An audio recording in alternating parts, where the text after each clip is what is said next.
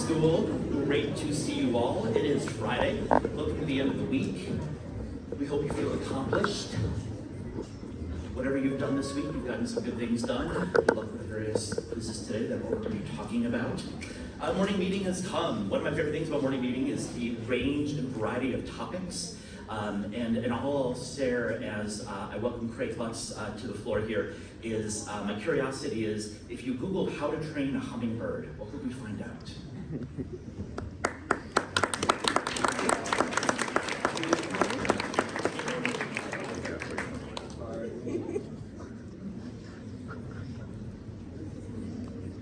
Good morning, everybody. Hope you've had a wonderful weekend. You're going to have a wonderful weekend. I hope you had a wonderful week. I am going to talk to you today about making friends with the littlest dinosaurs. I'm guessing that most of you by this point have heard that birds are dinosaurs. They are the only dinosaurs that survived the great meteor impact. And so the dinosaur skeleton that you see on the screen is from a creature that's often seen flying around the Presidio, a hummingbird. So I've always thought hummingbirds were neat. When I was in high school, we had a hummingbird feeder outside the kitchen window, and you could watch them while you were doing dishes. And I remember one time like going out on the ladder and changing the juice in the feeder, and then just like coming up, and I realized if I just sat still, they would like come and eat out of the feeder right in front of me, which I thought was really neat. But I didn't give hummingbirds a lot of thought until 2020. When we were in remote school, I ended up driving to a much less crowded place than San Francisco, my home in North Carolina.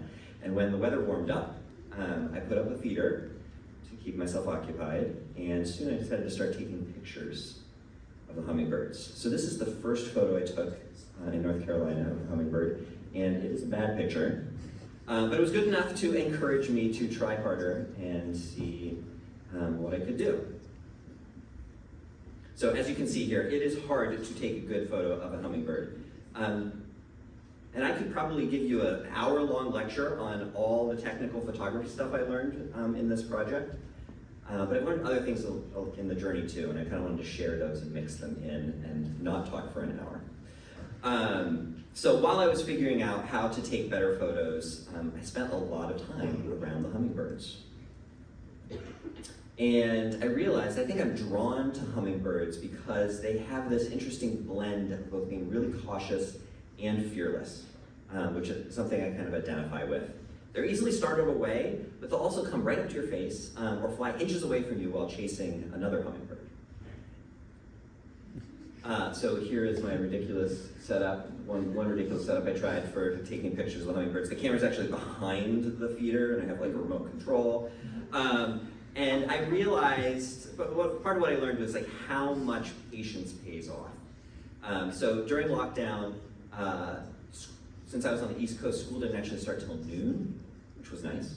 And I could get up and go out on my deck with the sun shining on the hummingbird feeder and just like wait for them and take pictures. Hummingbirds eat a lot. They have a very high metabolism. Their heart beats 1,200 times a minute. And they have to have a meal to fuel that. They're like furious flapping their wings. They have to have a meal about every 15 minutes. If you scale a hummingbird up to human size, it would have to eat the equivalent of 35 pounds of bugs every day and drink 5 gallons of nectar that is twice as sweet as soda. So they're eating constantly. They also can't fly in the dark. They don't really have night vision. So they actually hibernate every night so that they don't die of starvation.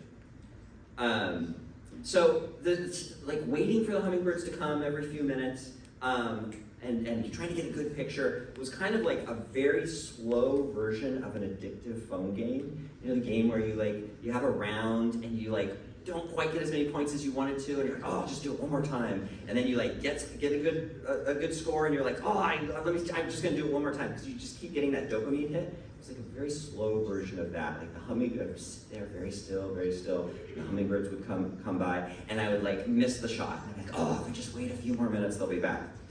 And in this picture, everything's covered in towels because I'm just trying to fill the scene with light to get a good picture. As you can see, you need a lot of light. It's easy to attract hummingbirds, but very hard to get a good photo. So they're so small and they move so fast, you have to get really close, you have to use camera settings that make getting them in frame and in focus really challenging. So another piece of this was just like realizing like how much you can improve through experimentation and problem solving. It pays off. This is a rig that I tried out where I had like attached a ruler to the lens so that the feeder would be right in the right place and they would come to the exact right distance.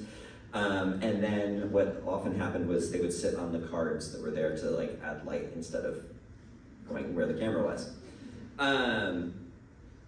And even when you get them in the right place and in the right light, they aren't inclined to pose for you. You have no control of where their wings are going to be when you hit the shutter.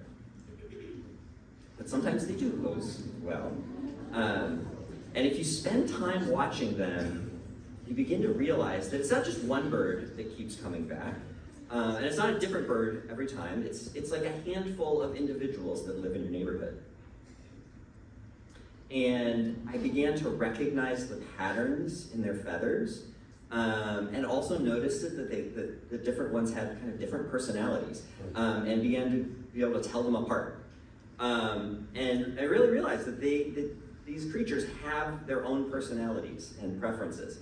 There's always like one that's really bossy and will chase all the other ones away. Sometimes there's a sneaky one that knows how to sit really still so they don't get noticed and chased away. Some of them chirp a lot. There's quiet ones. There's ones that like to sit on a perch if it's available, and other ones that'll hover right over it. And even if their feet touch it, they'll like jerk up. There's ones that fly in from above, and ones that kind of come in underneath and like pop up.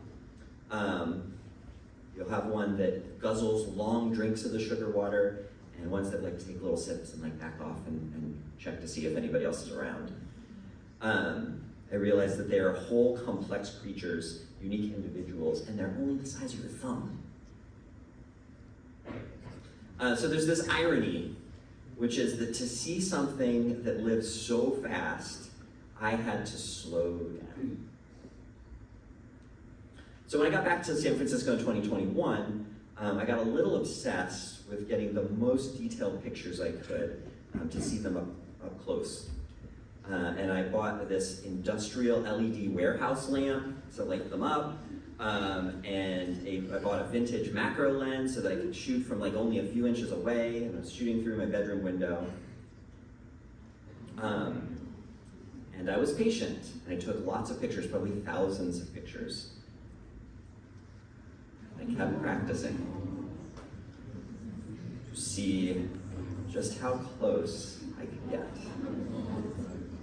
And this, when I saw this picture, I was like, oh my God, they have little feather eyelashes.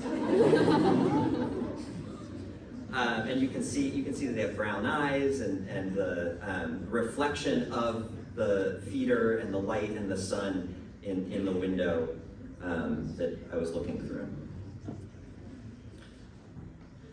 And I also just started to realize as I was going about my everyday life that there are hummingbirds all over the city. And I'm now like super aware of them and tuned into the sounds they make. Let me see if I can play a little sound for you. You should listen to this.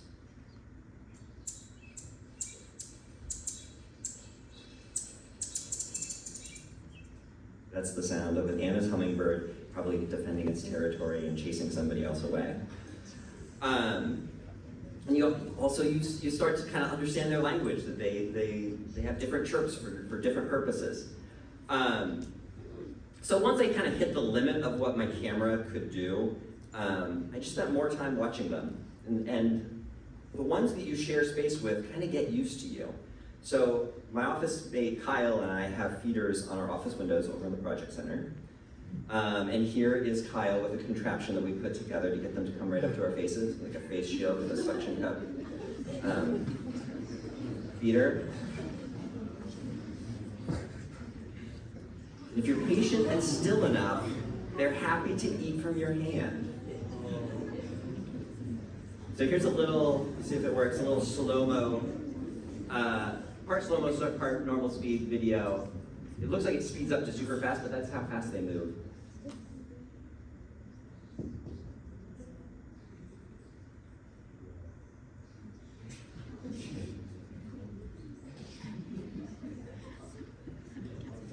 a little cautious.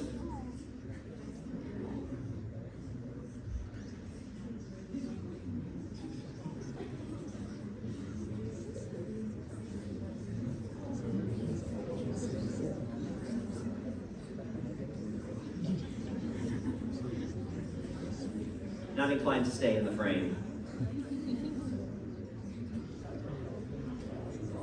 Okay.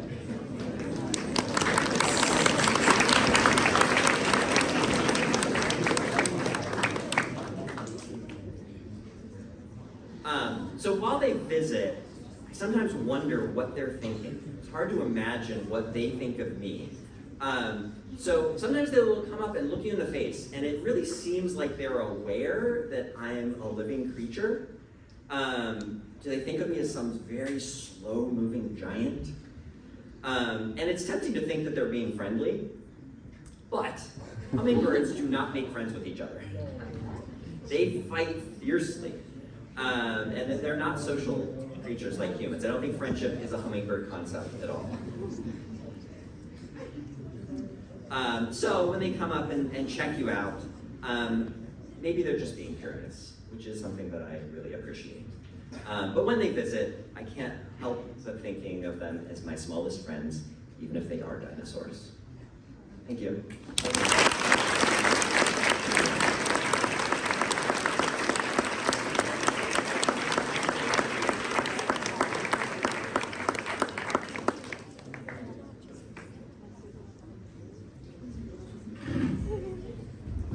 Thanks so much, Craig. That was beautiful. Craig's reminding us of so many important things. I don't know about you, but most of the time I walk through places, I don't see half the stuff, right?